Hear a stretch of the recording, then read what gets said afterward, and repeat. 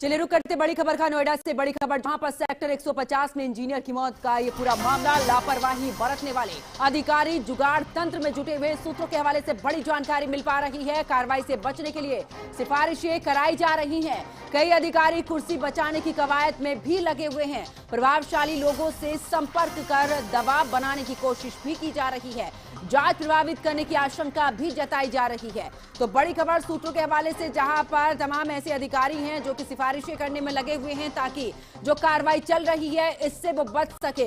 सूत्रों के हवाले से बड़ी जानकारी मिल पा रही है। प्रभावशाली लोगों से संपर्क कर दबाव बनाने की कोशिश की जा रही है। जांच प्रभावित करने की आशंका भी यहां पर जताई गई है। तो सेक्टर की अगर बात करें 150 में इंजीनियर की मौत का पूरा मामला, जिसको लेकर एसआईटी भी गठित की गई है, लेकिन अब इस पूरे मामले में एक के बाद एक कई पहलू निकलकर सामने आ रहे हैं। जांच इसमें चल रही है। ऐसे में कई ऐसे अधिकारी जिन पर गाज गिरेगी, क्योंकि जांच चल रही है और जांच से बचने के लिए सूत्रों के हवाले से यह भी जानकारी मिल पा रही है कि ये वो अधिकारी है जो कि इस पूरे मामले से बचने की कोशिश में लगे हुए हैं।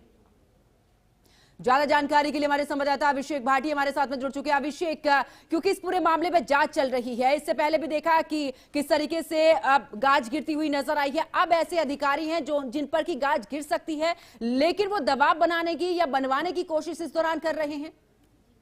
बिल्कुल पंकज, देखिए नोएडा इंजीनियर मौत मामले में सूत्रों के हवाले से बड़ी खबर आ रही है। कहीं ना कहीं एसआईटी ने जांच रिपोर्ट मुख्यमंत्री कार्यालय को सौंप दी है और जो दोषी अधिकारी हैं वो अपने आप को बचाने के लिए लगातार सेटिंग करते हुए नजर आ रहे हैं। कहीं ना कहीं वो खुद को बचाने के लिए जुगाड़ में लगे हो। आखिर किस तरह से खुद को बचाया जाए, साफ तौर पर जो प्रभावशाली लोग हैं उनका प्रभाव डालने की कोशिश लगातार उनकी तरफ से की जा रही है। हालांकि देखा जाए, युवराज की मौत हुई थी और मौत के बाद उत्तर प्रदेश के सीएम ने खुद एसआईटी का गठन किया था और एसआईटी अपना काम बखूबी निभाई भी रही है। और कहीं ना कहीं एसआईटी ने सभी मुख्य अधिकारियों के बयान लिए थे और उन्हीं बयानों के आधार पर जो है उन्हें दोषी करार कर दिया जाएगा। एसआईटी ने बयान के आधार पर शासन को रिपोर्ट सौंपी और कहीं ना कहीं हालांकि शासन अब इस पूरे मामले में खुलासा करेगा। और उससे पहले हमारे पास से एक बड़ी खबर आ रही है, वो ये है कि अधिकारी जो है खुद को बचाने में लगे हुए हैं। कहीं ना कहीं वो अधिकारी या नोएडा प्राधिकरण का हो या मौके पर मौजूद कोई बचाव कार्य में जुड़ा हो, साफ तौर पर वो सभी अधिकारी लोग कहीं ना कहीं सिफारिश कराने में लगे हैं और अपने आप को बचाने की पूरी कोशिश कर रहे हैं। बिल्कुल अभिषेक, देखिए प्राधिकरण पर कई बड़े गंभीर आरोप भी इस दौरान लगते हुए नजर आए हैं, जब कई सवाल उठे हैं कि आखिरकार इस तरीके के जो मामले हैं, यानी कि सोसाइटी के साइड में देखा जाए कि जो अवैध रूप से खनन किया गया है, ऐसे में उन पर क्यों नहीं कार्रवाई की गई है, जब पूरे तरीके से एक इस दौरान कह दिया गया था कि इतने से ज्यादा खुदाई नहीं होनी है। तो फिलहाल इससे ज्यादा खुदाई क्यों की गई है, किस तरीके से वहां पर तालाब बना है, क्योंकि गड्ढों की जगह पर तालाब वो नजर आ रहे हैं, ऐसे में यह हादसा होता है। तो कई ऐसे अधिकारी हैं, क्या सबसे ज्यादा प्राधिकरण की बड़ी लापरवाही अभिषेक, क्योंकि क्या उन पर बड़ी गाज गिर सकती है?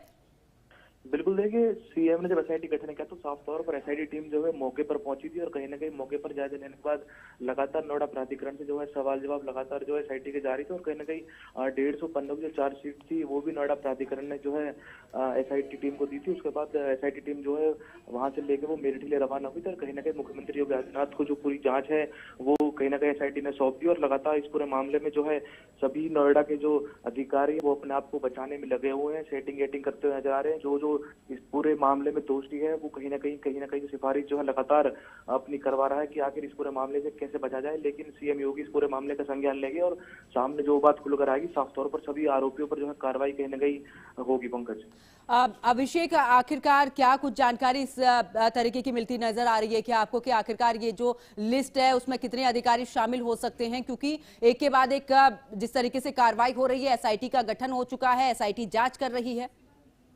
बिल्कुल, देखिए एसआईटी ने सभी मुख्य आरोपियों के बयान लिए थे और उन बयानों के आधार पर जो है उन पर कार्रवाई होगी। साफ तौर पर ये तय नहीं है कि आखिर कितने अधिकारी इस पूरे मामले में शामिल है।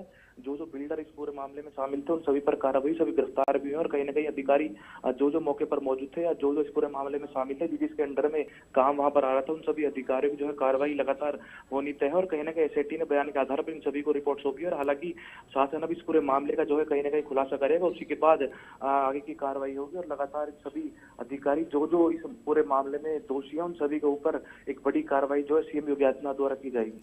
बहुत बहुत शुक्रिया अभिषेक, हमारे साथ जुड़ने के लिए, तमाम जानकारी साझा करने के लिए।